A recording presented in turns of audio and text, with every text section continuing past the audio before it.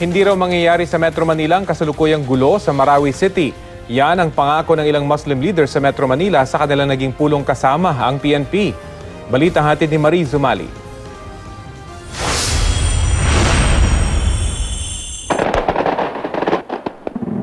Sa gitna ng nagpapatuloy na banta ng terorismo sa bansa, pinulong ng PNP-NCRPO ang mga Muslim leaders sa Metro Manila para hingin ng kanilang tulong na pigilan ang mga nagbabalak na maghasik ng kaguluhan sa Kamaynilaan.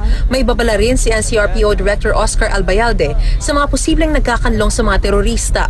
Kapag dumating ang panahon na meron kaming nahuli o yung gobyerno or any other unit for that matter from the Armed Forces of the Philippines at may nahuli doon at alam nila nandun sa inyo at kinukup-kup nyo yung mga yan, madadamay kayo dyan. So it's better, kapag meron po kayong alam, ipagbigay alam nyo na sa amin bago po tayo magkagulo. Nitong June 5 lang, 2 linggo matapos sumiklab ang kaguluhan sa Marawi City, ipinag-utos ni Defense Secretary Delfin Lorenzana sa pamamagitan ng Arrest Order No. 2 ang pagkaparesto sa 185 pang mga individual na sangkot umano sa terorismo at rebelyon. Wala pa raw hawak na kopya ang NCRPO pero nasa kamay na ito ng mga Muslim leader na nangako ng buong suporta. 100% tutulong kami dahil ayaw din naman namin na dito sa Maynila mag-spill over yung tinatawag na kaguluhan. Kung maglagay sila rin ng isang landmine, maglagay sila ng isang bombardier, kawa naman yung mga Muslim community na naimik sila. Grabe po ang nangyayari sa lugar namin. Hindi po namin masikmura yung pag tinitingnan namin yung litrato, nakakalungkot po at nakakaiyak. Sana po pinakadalangin namin na wag mangyayari sa Metro Manila. Sa naturang dialogue lumabas na maraming may apelidong Maute ang nasa Metro Manila.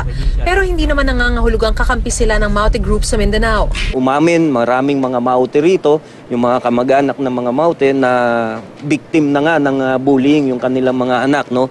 At sinasabi naman natin, based on our profiling, no, ito yung mga nakatira na dito for decades. Well, of course, yung sympathizers, probably meron silang sympathizers, but not necessarily supporters. Hindi raw kailan na ang banta ng terorismo ay global na, kaya kahit wala naman daw na mamonitor na partikular na banta sa Metro Manila, hindi pa rin dapat ipagsawalang bahala at mas maigi pa rin daw ang pagsasagawa ng ikangay mga preemptive measures. Marie Zumali, GMA News.